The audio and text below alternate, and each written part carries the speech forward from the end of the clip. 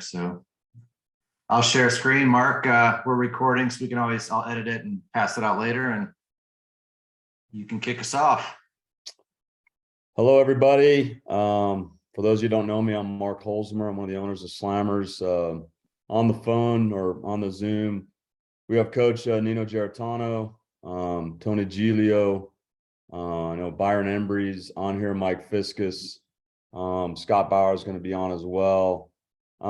Just kind of want to start this first session off, kind of going through what we as Slammers have done from a recruiting process over the years and how it's changed. You know, doing this, having Slammers now for going into our 21st year, things have really changed. And what we've noticed from the families, you know, the cost of college and the expense, everybody's trying to figure out, you know, how this whole thing fits into their kids and what's the best fit for them. And we hope over the next series of these Zoom meetings to give you a plan and explain to you, you know, what we're trying to do for your kids and what we have done. And, you know, we've made mistakes in the past, but we feel like we have a good staff and a good group of guys bringing on, you know, Coach Geritano, and I'll introduce him in a sec, and what he has done over the years, and his experience is going to be huge for us.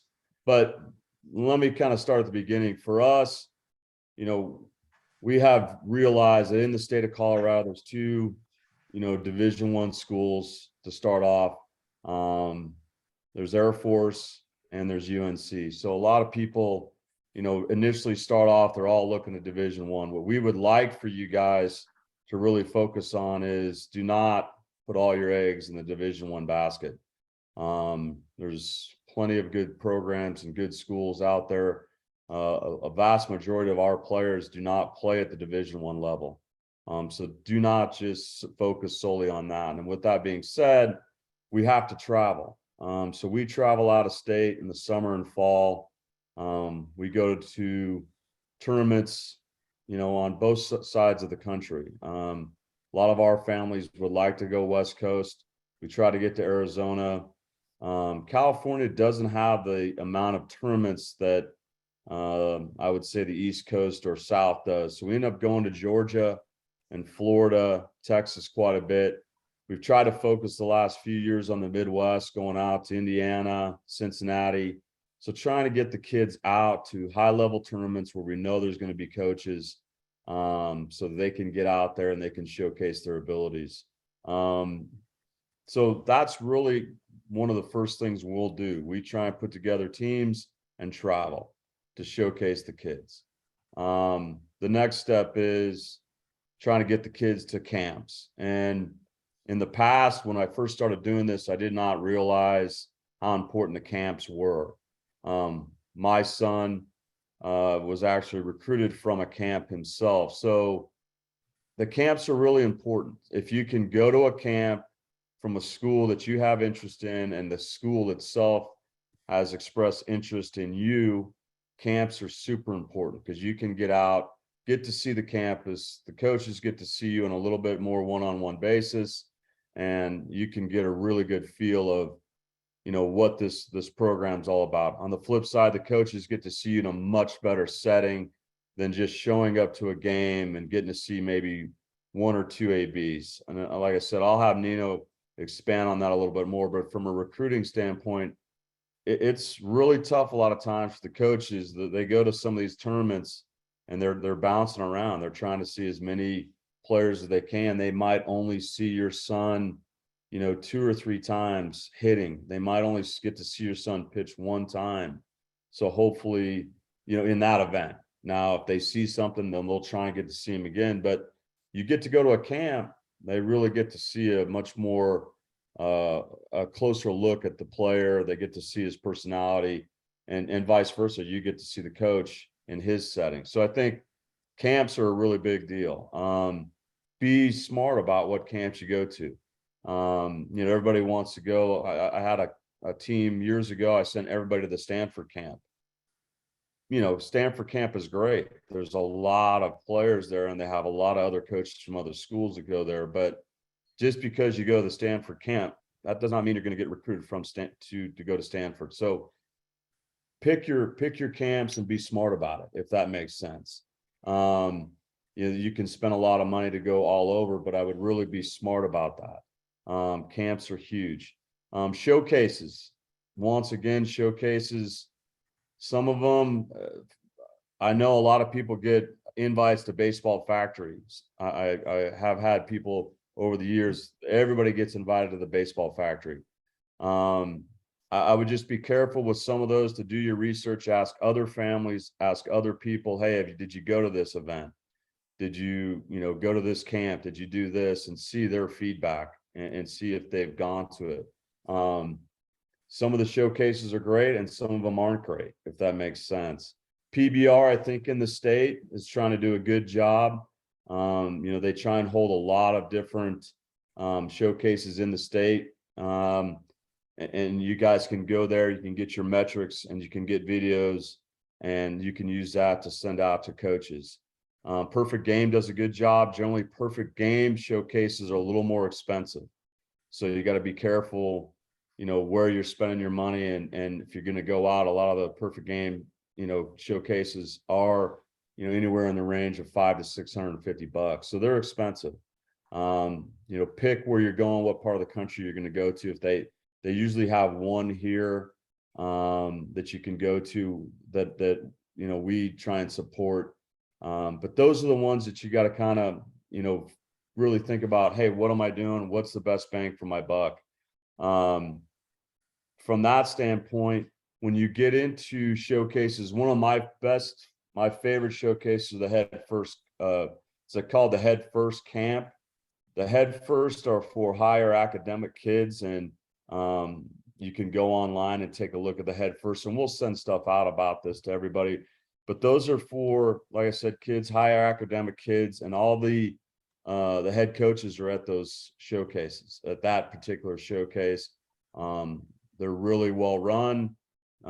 Great resource for you guys to go to. You have to apply to get in. You have to prove, your son's academic status. But there's a lot of things out there from that standpoint of, what you're trying to do and where you're trying to go. So for us, what we have tried to do now going forward is, we've tried to give guys a platform. We've tried different platforms over the years, and this is going to kind of come across maybe as a shot. I hope it doesn't come across too big of a shot. But in the past, we used to pay for a program or a platform called Sports Recruits, and Slammers paid for it, and it was expensive. What we found is the players in our program, about 80% of the families did not even use that platform. They did not even use it. So 20% of the families that used it really liked it. So what I'm going to encourage everybody, and I want to get across to everybody, is if this is something that's important to you and you're spending the money to play for Slammers, which you guys know it's not cheap, and you want to have your son go play at the next level, then this recruiting process has got to be you're fully invested in. It can't just be, I'm going to sit back and Slammers is going to take care of everything. They're just going to get my son to school. That is not how it works. What we do is we have to work together in this process, and we have to get you guys to the right tournaments, advise you about camps and clinics and showcases. But then we will give you some platforms, and we'll go over that, in the Zooms to come, about what we're doing and some of the things that we're going to supply you with. But you guys have to be invested in this. You have to be smart about what you guys are doing from the recruiting process. To just sit back and think that this is just going to just fall in your lap is not realistic. We were talking before this, but Tony, who's on this Zoom right now, and Coach Geritana and myself, we've all had kids that at varying degrees, our own kids, that are either played college baseball, are playing college baseball, or about to play college baseball. So we have been through the recruiting process ourselves, and we understand how tough it is. I mean, it is not an easy process. And so we hope to be able to, advise you guys and give you guys some tools and some direction to help you through this process. But like I said, you have to get invested in what you're doing. And I have a quick little story that I'm going to kind of introduce Coach Geritano, and I was talking to these guys about it. I had a player that played for us, probably one of the best players, if not the best player that played in our program ever. His name's Maverick Hanley. Ended up going to Stanford, got drafted in the 6th round by the Orioles. He hopes to get a shot at the big leagues this year. We'll see, but really a good player.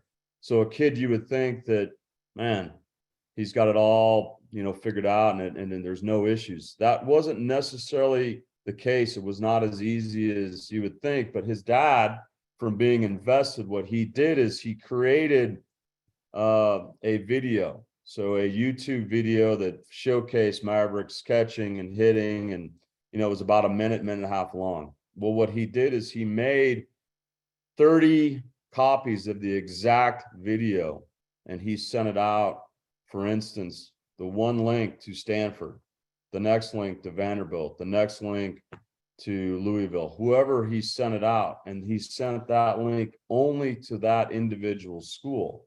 And then he tracked how many views there were on each video, and that told him which schools were more interested or not interested in his son. If that gives you an idea of like how invested a guy who is a top tier player is, that's a little extreme. I'll be the first to let you know, but we have the flip side sometimes where, like I said, we have some families that don't really get into it, and then at the last second they hit the panic button. What has happened in the past, for instance, in my son's class, the 2022 class, there were 3 kids before they stepped foot and played 1 inning of their freshman year. Before they played 1 inning, they had already committed to a high-level Division I program. And so what that in turn did was set the rest of the 2022 class into panic mode. What I want everybody to understand is, please, as freshmen or even sophomores, don't go into panic mode, right? The majority of our players in our program commit after their junior summer going into their senior fall, if that makes sense. So before they start their senior season, that is when the majority of our players commit. Does that mean that we have had kids that commit earlier than that? Yes. But what happens is, parents, please don't freak out. Don't hit the panic button, especially as freshmen or sophomores. But hey, we have a lot to get to in this Zoom and the upcoming Zoom. So I wanted to introduce Nino Geritano. I met Coach Geritano when I was a junior in high school. His brother was my high school coach, and Nino was just finishing playing his independent season. So he was with us for 2 years, got to know him then as a coach. And then there was no places like Slammers when I was coming up in the minor leagues. So Nino was the head coach at Trinidad State. So I went and lived with Nino at Trinidad State for 2 years and worked out with him and his team. And then he moved on to ASU and then got the head coaching job at San Francisco. Actually, I lived with him again when I played with the A's in '98. So Nino's been a really good friend of mine. But over the years, as a head coach at San Francisco, we've tried to send and, have him recruit a bunch of our guys. And I'll be honest with you, a lot of guys we'd send, he would look at and say, hey, they're not a fit. And what Nino always said to me was, hey, there's certain boxes that you got to check. And if this guy can't check all the boxes, unfortunately, it might not be a good fit. But what I do know is, from a recruiting standpoint, I always trusted him. And, like I said, he didn't take all our guys, but we had good success with him at our players at his program. And, doing what he did, he's got a vast knowledge of the recruiting process. And I think we get the insight from a guy that, from the other side of the table, if that makes sense, to help our family. So we're really lucky to have him. So, I'd like to have Nino jump in and kind of explain to you what his role is going to be with us. Thanks, Mark. Man, what a pleasure to be here with Slammers, first of all, and working closely with, people that I've worked with before in the recruiting process, but major thanks to Mark and our relationship as we've grown up, and we've shared a lot of baseball and a lot of family and a lot of things. And when he asked me if I would be interested in helping with the recruiting process with Slammers, I was ecstatic. I've never been on this side of the recruiting process. The only time I've ever been on this side of the recruiting process was with my son. And I'll tell you a story about that a little bit later. But to put this in perspective, what Mark was talking about when we were recruiting players from Slammers and the boxes that they had to check, there's really 5 boxes, right? There's 5 boxes that every player needs to check if you're going to college, and it doesn't matter what level, right? The first box is ability. And Tony's going to talk a little bit later in this about how to separate yourself. And he's got some really nice slides and a really nice presentation, but there's 5 basic points. Number 1 is ability. Sure, that what positions can you play? Can you play multiple positions? Can you run? Can you throw? Your son is in complete control of building his ability.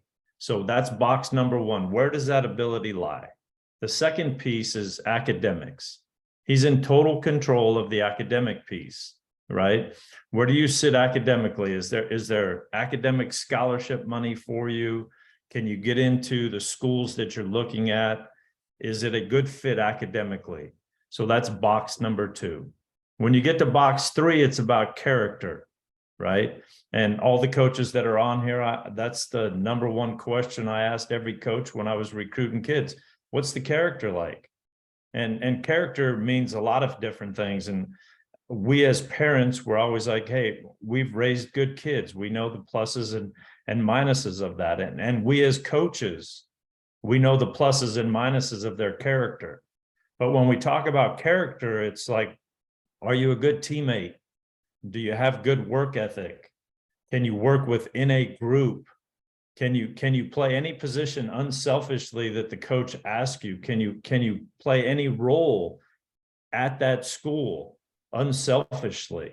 Or does the selfish piece rise to the top? And then we start talking about character. But obviously ability, academic piece of it, and then the character piece. The 4th piece that we look at obviously is location. Is it the right location, right? So a lot of times we're not going to go out and recruit many kids from Texas if we're in California. It's not a great fit, but can you go from Colorado to Texas? Sure you can. Can you go from Arizona to Texas? Sure you can. In today's world, you can do whatever you want, but you got to look at location. Where are you going to do your best work first? And how do you do that? What location fits for you? And then the 5th piece is the economics piece, right? So there's 5 pieces, and those were all the boxes that I always checked with Mark. Sometimes the kids got kicked out of that group because academically they weren't strong enough.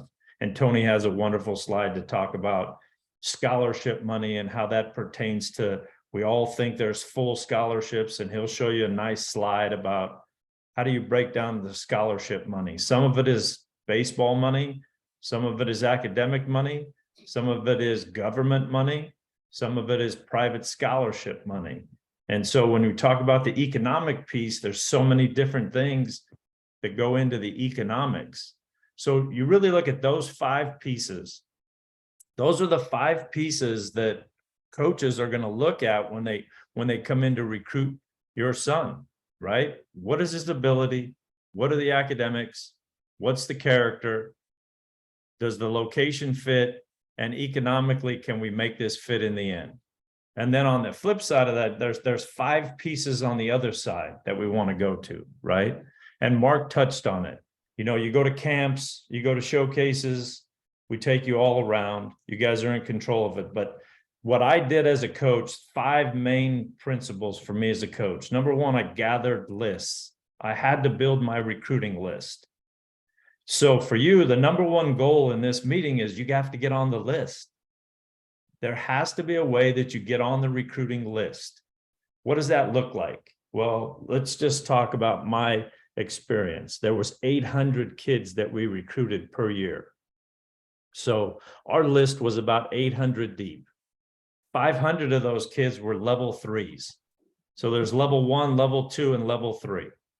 Level 3 recruit is a guy that's on the list. Somehow he got on the list, either sent an email, sent a letter, somebody recommended him, we saw a video, somehow we put him on a list, right? We put him on a list. And what is that list? That list is camp invites. That list is some type of letters. That list is, if we're in that area, can we see this kid play? There's level 2s. Of the level 2s, there's probably 100 kids in level 2.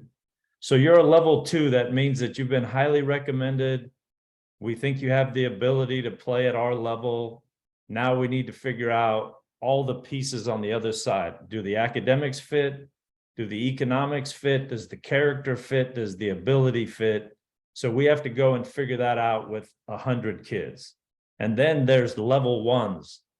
There's 20 to 40 kids that are in the ability level, right? That we've seen play. And that's the list that you really want to be on. You want to be on the list where you're 20 to 40 kids and your ability is good enough. And so we're like, okay, these are the pitchers, these are the position players, these are the kids that can help us with the ability piece, 20 to 40. And then those are the kids that truly get recruited. They truly get recruited. They get letters, they get questionnaires, they get camp invites, they get evaluations by us as coaches. And so you want to be on that list. So are you a level 1, level 2, or a level 3? And it doesn't matter what division you're playing at. Maybe the lists are different in junior college or Division 2 or Division 3 based on their recruiting. But say you want to go to the Division 1 level, you got to figure out how to move from the 500 list that are getting camp invites to the 100 list that are going to have a chance to be evaluated, to the 20 to 40 list that are going to be level 1s. And then the 20 to 40 lists that are level 1s, there's only 7 of those kids that are going to get scholarship money, maybe 8 of those kids.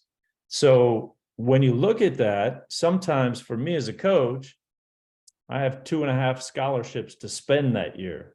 I have 3.5 scholarships to spend that year. Some years I've been down to where I had 1.7 scholarships to spend.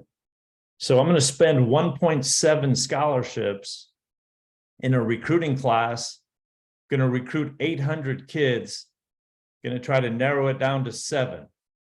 So I'm not trying to scare anybody in this process, but you understand how collaborative we need to be if we want to go and try to figure out how to get on the list of 800, narrow it down to the list of 100, and then try to narrow it down to the list of 20 to 40, and then try to get in that category where we're 7 to 10 kids that are going to be in a recruiting class every year at whatever school you're going to go to. And sometimes that's maybe 13 to 15 kids in a recruiting class. But I guarantee you, if there's 13 to 15 kids in a recruiting class, those kids are splitting up between 1.7 to 4 scholarships at the Division 1 level. Now, here's where it really turns for you. That's the economic piece that we talk about. So now if you can control the academic piece and you can get academic money, private scholarship money, you go on a totally different list and you move yourself from 500 to 100 to 20 to 40, which are level 1s.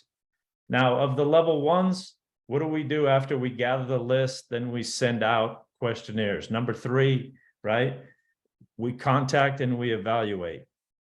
So that's the third part for me. First, I gather the list, then I send out letters and try to figure that out. Now I'm going to contact and evaluate, right?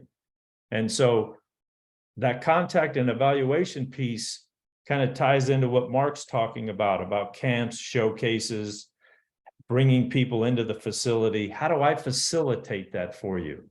Well, now I can start to help you figure out how can I facilitate and help you get on those lists. But we all have to work together, right? When we go into contacts and evaluations. And here's the biggest piece about contacts and evaluations. We all want to be evaluated. We all want to be contacted by coaches, but it's timing. If I contact you and I evaluate your son as a college coach, I evaluate him, and he's not where he needs to be to play at that level you want him to play at, then he gets put in a bucket, right? So it's all about timing. If you're in the top 2% and you're big enough, you're strong enough, you're fast enough, then it makes sense to get in front of people. If you have a development scale, the timing has to be right. Like, it has to be right for everybody. And the timing is different for everybody to be contacted and to be evaluated. And, obviously it's all about development. Are we showing upward trend? Because if we could show upward trend in the contact and evaluation piece, perfect. But a lot of times what we see as parents and what we see out there from an evaluation standpoint is there's certain kids that are getting recruited and there's other kids that are not. And we feel like, hey, my son's just as good. I don't disagree with that. But now it's just about timing. And it's about what Tony's going to talk about here in a little bit. It's about separating yourself, right? How do you separate yourself and get on that list? The fourth part, right?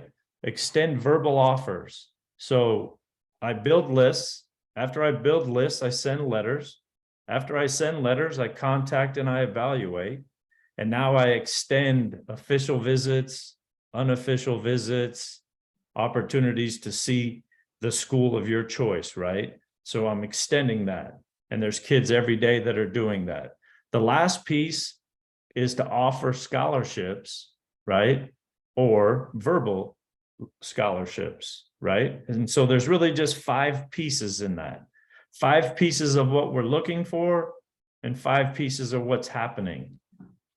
Forget almost everything else that I said. Our job here at Slimers, your job as parents, your son's job, how does he get on the list at the school that he wants to go to and the school that fits best for him? And if he could figure out how to get on that list, now that's the beginning. We really want to be on the list and be one of those 5 or 7. Now, there's a lot of factors that lead into that. And I think that's what Tony's going to talk about most of all today, right? The purple cow, the ACT, the SAT. He's going to really put that together. But where can I help you? I can help you with my experience, right? I can help you with connecting with coaches. I can help with the evaluation process of where I think is the best fit for you. I can help you with understanding how to break down the economics piece, right? So I can really help in a lot of ways, and I can help facilitate for the coaches that are coaching your teams. I can help them try to get you out there and market. But what I need to do in order to help you get someplace is we have to be collaborative, meaning I have to work closely with the parents. The parents have to be interactive on the platform. Me and Mark have to communicate well. Me and Coach Fiskus, Coach Embry, all of us, we need to communicate well in order to get your son to the best possible fit, because it's all about the fit. And that's why we always recruited last and late, because we always wanted to make sure the fit was good enough for the student athletes that we recruited. And I'll give it to Tony. You can talk a little bit about the purple cow and transition. All right. You guys can see the screen now? You can see the screen? Yes. Yes, all right. So answer to the question is, how do you get on the list, right? And so how you get on the list is simply, or not so simply, to be remarkable. So stealing this idea from Seth Godin, who's a marketing genius, says, to simply define what it is to be remarkable is just to be talked about, right? Is people make remarks about you. That's what it means to be remarkable. So the example that I always give is, you could be driving from Fort Collins all the way down to Trinidad, and you could pass black cow after black cow after black cow. And no one in their 3-hour drive ever says anything to anyone about a black cow. But all of a sudden, when you're driving down the road, out of nowhere, you see a purple cow. If you saw a purple cow on the side of I-25, what would you do?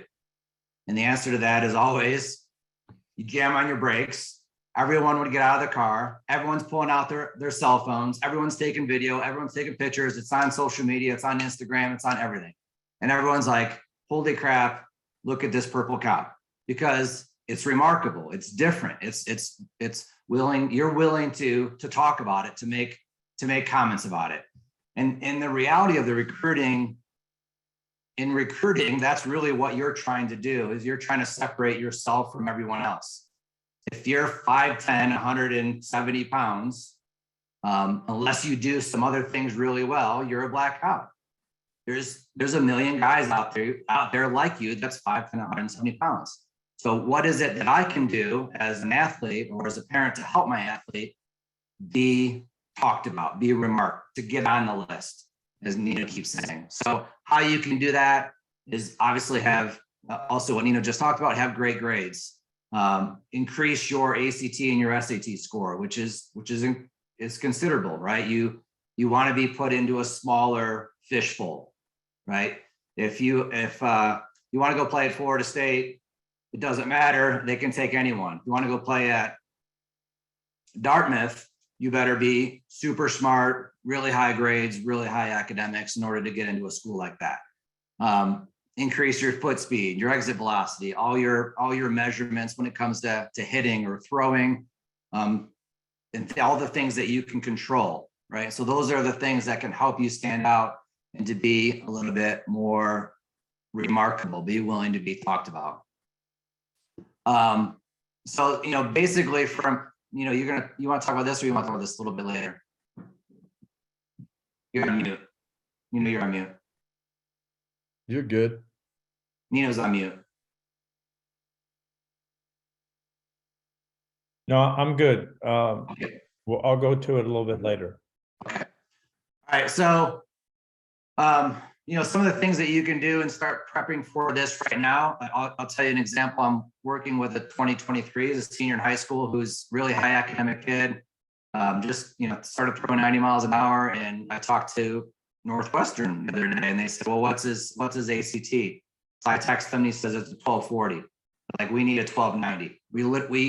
We can take him, we can help him with financial aid, we can do a lot of different things for him, but we literally can't do anything. We can't even have we're not even gonna have a conversation unless he has a 1290.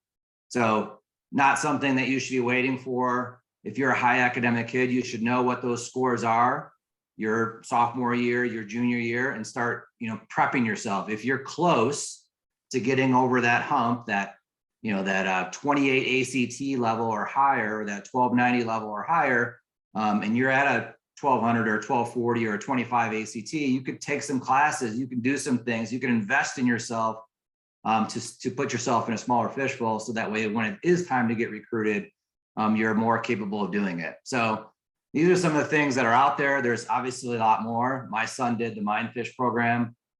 It works. It's helpful. It's a lot of work, but it does absolutely help them increase their test scores. Just like anything, the more that you practice something, the better it is that you're going to get. And a lot of these tests are just simply time management. So the more time that you have on the math portion of it, and you're not scrambling at the end and just filling in C every single time, the better chance that you're going to have of getting a better test score. So start prepping for that now, and not waiting for the last minute. And then, you can jump in here and talk about this also, but this is a screenshot that I took of an example scholarship offer that actually that my son received. So it just shows, I think, the simple reality of what scholarships can look like. They're not, as Nino said, you're not getting 100% baseball scholarships. They're just very few and far between, if they happen really at all. The reality is that you're getting things like, you can see here, just below that black line, you can see the scholarship package, 40 grand to go to this school. You're going to get an out-of-state waiver. That's scholarship in this example, right? We're going to do everything that we can to try to get you. It just may not be baseball money. So here's an out-of-state waiver. Here's your baseball scholarship, which is, do the math, 25%. It's not 100%. We're going to get you an academic scholarship of $6,000. So it's going to get you to $30,000. So then you got to come up with another 10 grand in order to go to this school. You can use a loan. A loan's a loan. You got to pay that back. It's not money, right? and that gets you down to 35. And so it's just a little bit of manipulation of, hey, you know, we like you, we want you here, but we're not going to give you 50% or 75 or 100% of the baseball money. So what you need to start doing. Can I jump in there real quick? Yeah, absolutely. Do you mind going back?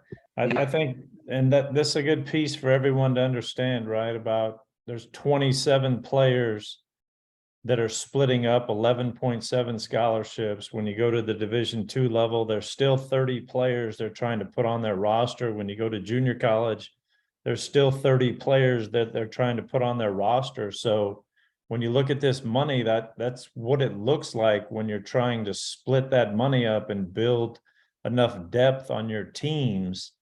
So when a lot of times you talk about full scholarships, that's academic money with athletic money, with some student loans, with some outside scholarship money. So there's a lot of ways to cut that up, but that's how you get yourself on the field with an opportunity to play. And the biggest piece, and I keep going back to it, is the academic money. If you could find a way to cut that price down and you could be a good student, coaches are dying for that. They're like, well, you can play.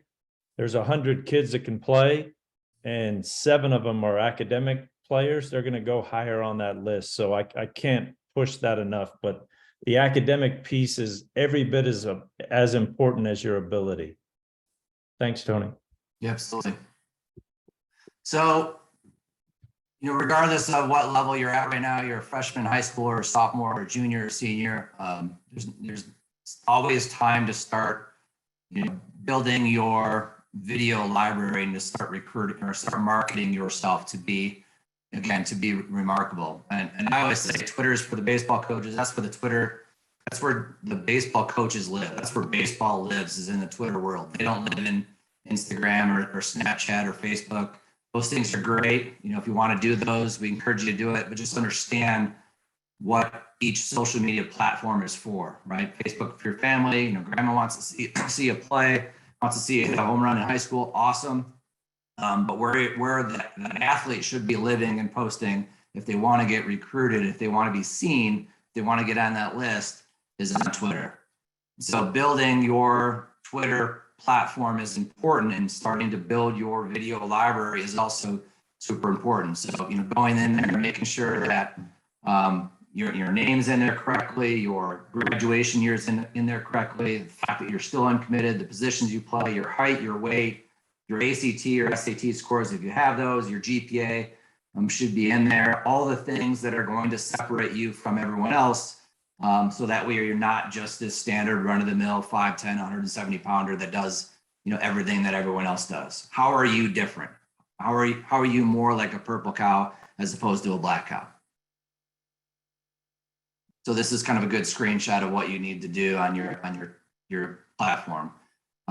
Whether you're using virtual combine or sports force or sports recruits or anything that we might have used in the past, again, this is very important platforms for you to build and to use. It's not just enough for us to provide you with that platform. You have to build it. You have to take good quality videos, put those videos together, and then continue to post those videos on those platforms, on Sports Force, Virtual Combine, on your Twitter account, on YouTube. And so it should look like this, right?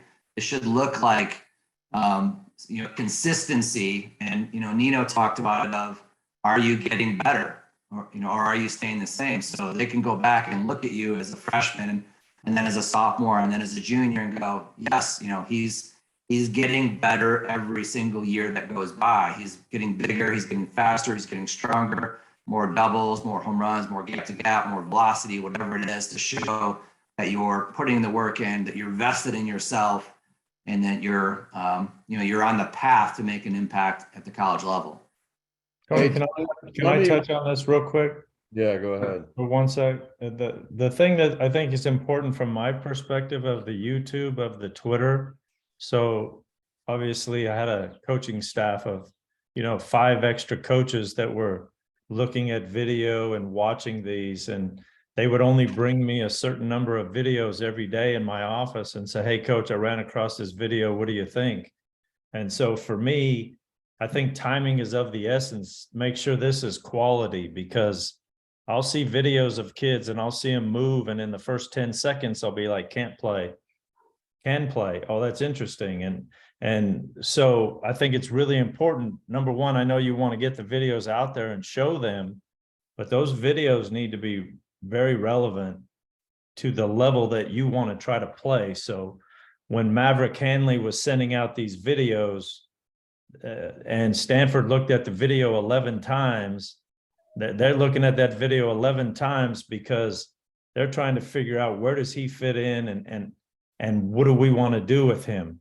Vanderbilt looked at it maybe one time, and they weren't trying to figure out where he fit in. So I think getting people to go in there and see this video and understand the video, and is it quality. So the 5'10", 170 analogy that Tony talks about, get a million videos of the 5'10", 170.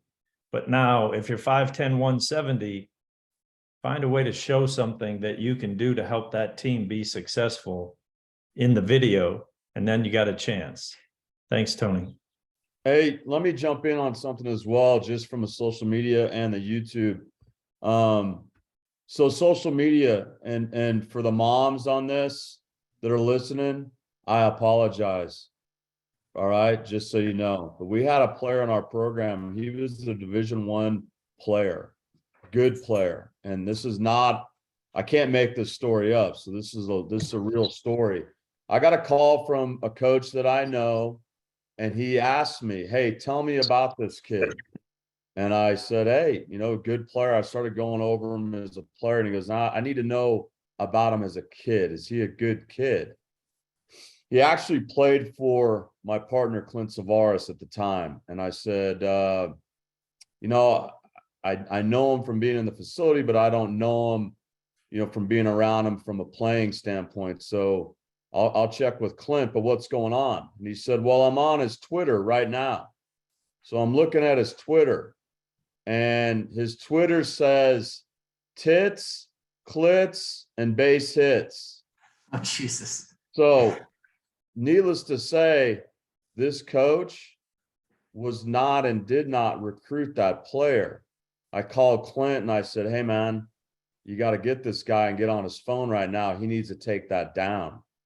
So just from a common sense standpoint, please, check your son's Twitter and Instagram. The coaches, whether you believe this or not, they check that stuff. They do. All right. If you have a picture of your son at a party and he's got a Coors Light in his hand, that doesn't always go over very well. So make sure you guys understand how important social media is for the good and the bad. The other thing, from a YouTube standpoint, I've seen a lot of YouTube videos just from a common sense standpoint. Okay. You can't, if your son's a pitcher, every pitch that you put on YouTube should be a punch out. All right. Literally a swing and a miss, if that makes sense. You do not, and some people might say this doesn't happen. It happens all the time. I see videos all the time of kids on YouTube where it shows a pitcher walking a batter. That's not what you want to have on YouTube. You do not want to have your son on YouTube that you're sending to a college coach of him striking out. All right. And I know some of you are going, there's no way people have done that. I promise you, I have seen it multiple times. All right. If your son's pitching, if you can get it and you can get him striking people out, if you can get video with velocity, that's even better, because the coaches want to see, whether you agree with it or not, they want to see velocity. If you have home runs, post every home run you can. You also, if you're doing a video, you can't do the video from the standpoint of it's a Hubble telescope. We've got to get a little better view of the kids, because sometimes, as Coach Giarratano said, it doesn't take them very long. It really, whether you guys understand this or not, it does not take a guy who's been coaching at a high level very long to look at a guy's swing, the way he moves, the way he pitches, to decide whether they like him or not. They don't need to see very much. So we got to grab their attention. It's got to be, if they're fast, then you got to get them running out of the box, stealing bases. Just common sense stuff. So I just wanted to make sure you guys understand, some of the stuff that I've seen, some of the mistakes. Like I said, the Twitter one's a pretty extreme example, but that's a real story that actually happened. So, monitor that. Sorry, go ahead, Tony. Yeah, I mean, to wrap up this thought is you're trying to get on the list, period, right? And so what are the tools that you have that separates you from everyone else? What is it that allows you to be remarkable and wants them to look past those first 10 seconds? Nino's right. He looked at 10 seconds. Most coaches are going to be done with you in 10 seconds if they don't see something they like. So can you extend it? No coach is going to look past 45 seconds. So don't send them videos that are 5 minutes long. You got 45 seconds. And then, send 2 weeks later, send another video that's 45 seconds. But, to everyone's point, metrics matter. Show them that you have bat speed, show them that you have exit velocity, show them that you can barrel balls. Don't show rollover ground balls, that went through the 5-hole. Show that you have consistency in what you're doing, and show what it is that makes you remarkable. That's really the nuts and bolts of it. And make sure that you have good quality video that's close, that can really see what you're doing and not from 40 feet away. And then the last thing I'd say is make sure it's coming from the athlete, not from the parent. Dad is not your recruiter. The athlete is trying to promote themselves. So it doesn't do you any good if your dad's or your mom is the one posting on social media for you. That will do you just the opposite. They want it coming directly from you. Are you investing in your own future? Are you posting this yourselves? Are you sending the emails out yourself? It should not be coming from mom or dad. So that kind of gets to the last bullet point, which is you do also need email, right? So if they're following you on Twitter or you're tagging the appropriate people, great, but you also need to be emailing. What does your target list of colleges look like? And hopefully it's a realistic list of what your talent level is like. If you're, we'll help you with some of that honesty. People don't like to hear the honesty, but we'll help you to kind of guide you down that path of if you're a Division II or Division III or high Division II or low Division I sort of person. But if everyone in the Slammers program is emailing Vanderbilt, it's probably not reality. So make sure that you're targeting the appropriate skill level that you want to pursue. And if they don't respond to you, that's okay, because a lot of times, depending on your age, they won't be able to recruit. They won't be able to respond to you anyway. But again, you're just trying to get on the list. And you're not going to know if you're on the list or not. They're just going to show up at one of the tournaments that we're at. I want people to understand as well that when we go to some of these tournaments, the Perfect Games, the USA Baseball, the PBR. So when we sign up, we have to put your son's roster in their system. So they have different groups that they work with. Yet again, another true story. This had to do with my team that my son was on, a 2022 class. I had 2 parents after a tournament we went to that got an email and said, "Hey, I just got an email from Alabama. They're recruiting my son." And I said, "That's interesting, because they must be recruiting my son as well." So right now we have 3 players on the same team that are getting recruited from Alabama. I said, if I send out an email right now, I bet that every player on our roster is now getting recruited from Alabama. I said, that's not realistic. What that is got an email, said, "Hey, be interested in having you come to a camp." All right. That goes back to what we were talking about at the beginning. that's just kind of a phishing email. I hate to say it. So when you get that email and it says, hey, Tony, you know, the staff at Alabama would like for you to come to their camp on this date and this date. Don't go out and think that you're going to start buying a bunch of Roll Tide shirts. Okay. You guys got to be smart about that and understand that that's an email that, you know, goes to a lot of kids and they're trying to get you to go to their camp. So then the parents now, you guys are going, well, you're saying go to their camps. Yes, go to the camps with people that you've had contact with. And when I mean contact, if you get an email that says, hey, Tony, we saw you at the PG so-and-so, and you know, you impressed our staff, and we liked what we saw. You know, could you please reach out to us, or we'd love to see you at our camp at this date. You know, here's an email. Can you touch base with us? That's a little different. You just have to understand that when we go to some of these events and we put you guys electronically on the roster, that you're going to get a bunch of emails. Like I said, it doesn't mean necessarily that you're getting recruited by some of these schools. It's doesn't always work that way. I just want everybody to understand that as well. Are there any questions from the group? We had a little time. We want to try to keep everybody on task here. Next week, obviously, we're going to talk about how the game's changing and the evaluation process and what you can do to try to stay relevant with the changing of what the game looks like right now, as far as velocities, speed, skill level, exit angles, exit velocities, all those things that you hear, right? We're going to talk a little bit about how it's changing next week, and Tony's got great information to go over. But are there any questions?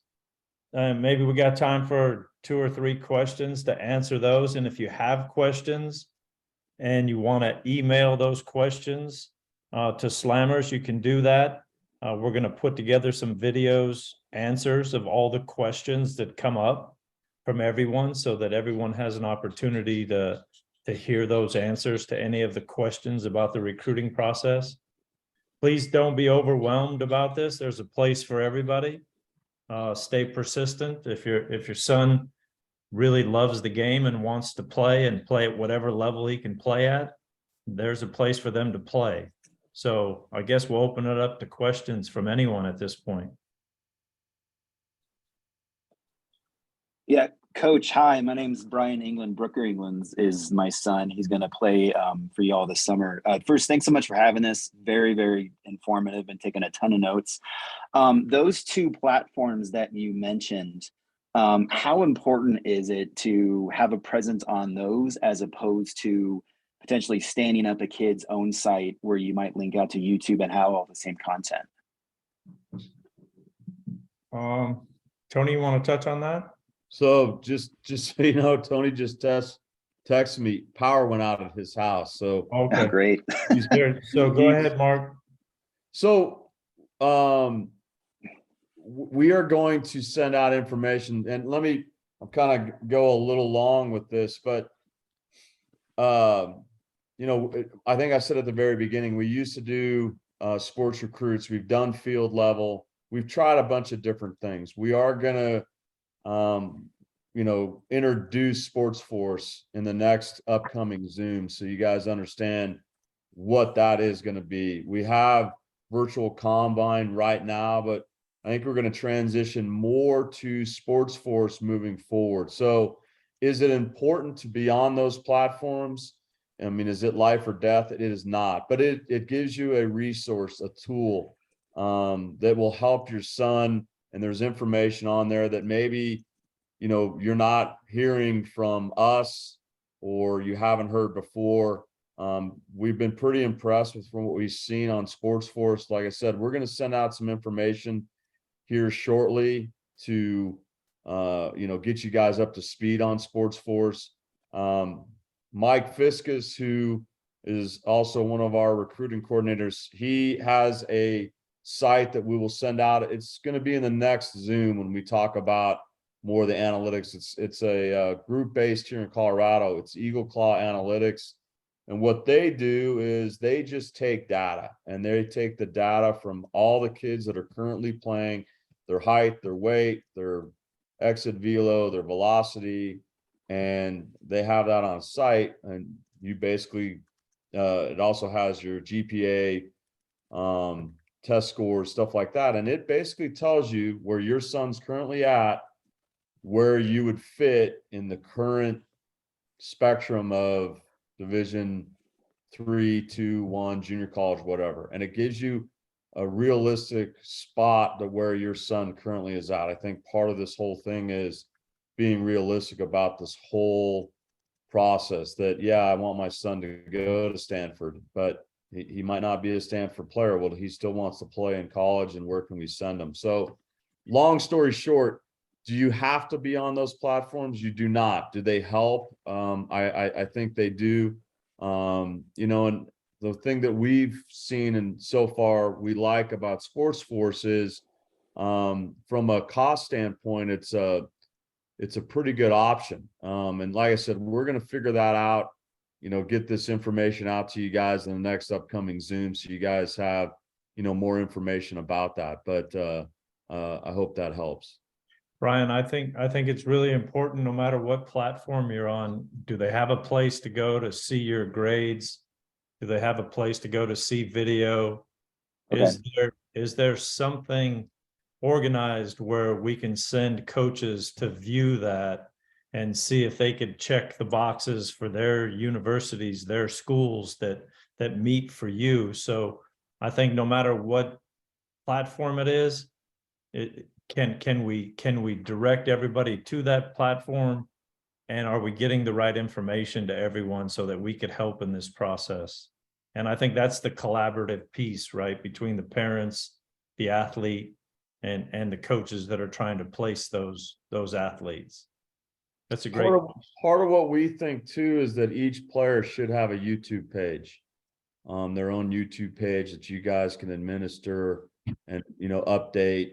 Coach Duman, he's the one at our facility that has done videos.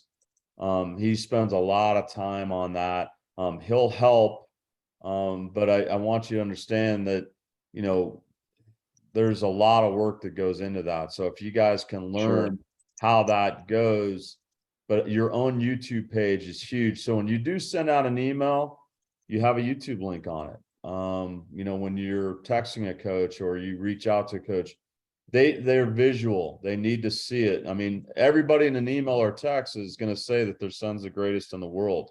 What has to happen is that coach has to click on a link and, you know, see in a relatively quick amount of time whether he's interested or not. And so that video needs to catch their attention. You know, we've talked in the past, people spend a lot of money sometimes on videos. The videos don't need to be very long.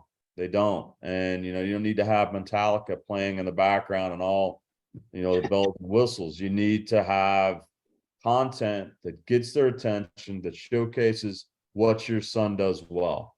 All right. Everybody, their son does something well. And whatever that is, showcase that in the first 15 seconds. Okay. I mean, showcase what they do in the first 15 seconds.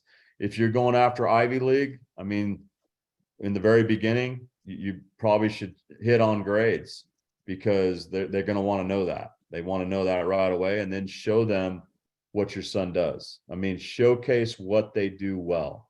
Like I said, Garrett, from a video standpoint, does an amazing job. We're in the future, like I said, in the upcoming videos, we're going to send out some stuff. The problem sometimes with Garrett, he'll get inundated with people reaching out, you know, to him about trying to get stuff done. And, you know, it takes a lot of work to edit and do a video the correct way. And then, you know, you guys have to monitor how many views you have on it. If you send out and you post a video and you send it out to a bunch of people and you only have 10 views, maybe that format's not the right way. And then we can take a look at that and help you with what we see maybe is wrong. Like I said, if you have a video and your son's at the plate and you're up in the upper deck or wherever at your high school and you can hardly see the kid at the plate, we don't want to post that video, even if he, you know, hits a double, because you can't really see the player. I hope you guys understand what I'm saying about how important what your content is on your video. Yeah, makes sense. Thanks so much. How about, It's how really about if helpful. how about if we take one more question, try to stay on time for everybody, because I know your time is very valuable. Is there another question we could answer today, and then we'll work towards session 2? Yeah, Coach, this is Chris Mosley. The high school season starts this week. What do you guys recommend in terms of whether it's video or anything that you recommend now that the high school season starting? Yeah, I mean, obviously, and any video you can capture that's quality as the season starts would be great. Can you give me a little more information? We're talking about a pitcher, we're talking about a position player, Yeah, this guy. So my son's Liam. He's a pitcher. He's a junior over at Regis. right? So I think, obviously, yeah, you have to, and Mark can touch on this, but you have to be able to see the angles, right? See the arm angles, see the body work, see what the stuff's like when it gets to home plate. So there's a lot of different things in editing that video so that coaches can really see, is there life to the fastball? What's the depth of the breaking ball? The warm-up pitches are probably the most important piece for most coaches, because they can see 5 or 6 pitches back to back to back, and they can see the breaking ball, the fastball, maybe the changeup, probably the at-bats that Mark's talking about that are quality at-bats for him as far as facing hitters. And you can see that, but in those short snippets, if you can start to put that video up, I think it's really useful, and then you can just add to it as the season goes. But you want to capture quality video no matter what. If it's not, you know what I mean, if it's not helping you, I would just skip to the next week, and then when you get something that you can post that really helps solidify what the ability level is and what the upside is, and maybe you can show velocities, and if that velocity is on an upward trend, I think it's beautiful when coaches see guys that are 82 and they make a jump to 85 or 85 to 88 or 88 to 90. I think that's what we're looking for, is that upward trend. Go ahead, Mark. Yeah, so like, especially with Liam, his height, and right now, even though, he worked his butt off, just how lean he is a good thing, because it shows that, hey, there's room to grow there. And from a coaching standpoint, you're going to see a video of Liam and you're going to go, hey, I mean, this guy is not a full grown man yet, and he really pounds his own. He's got really good mechanics. So I think what Coach Giarratano brought up, if we can get some video of him warming up so you can showcase all his pitches, later on in the year before the season starts, I think we have it June 5th and 6th. We're going to have our Slammers Day. We're going to get, video, Rapsodo, and post all this stuff ourselves. So that's something that's going to be big for the guys going forward. The spring season, the most important thing for Liam is, number one, when it's cold out, stay healthy right now so we can get to the summer. That's another important thing. But, just his height and his mechanics are huge for him. I think, obviously when you're looking at video, I mean, most coaches, college coaches, recruiters, they're movement experts, right? Like I don't know what you consider an expert, but that's what they have certain kids that move in their program, and they want to recruit kids that move the same way, or they see the kids that have been successful at a high level and they want to see kids move in that direction. So I think you have to understand that they're really looking at movement. And I know a lot of times we're always talking about analytics and velocity and, statistics. That's important at times, but the movement is way more important than any statistic you could ever send anyone. So please understand that they want to see your son move in the box. They want to see him move on the mound. They want to see, what does that movement look like? And what is the upside to that movement, and how can we project that and recruit it, rather than, you can send him and say, hey, my son was 5 for 6, he struck out 7 guys.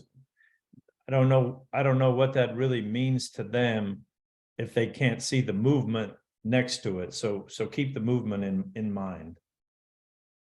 Cool, great, thanks. Yeah, sure, Chris. Hey, you guys, I think Tony's out. He had a power outage at his house, so I think we'll close this up for now. Mark, you have any last words? But I want to thank everybody for taking the time today. And I hope we can move the needle next week when we talk about game changing.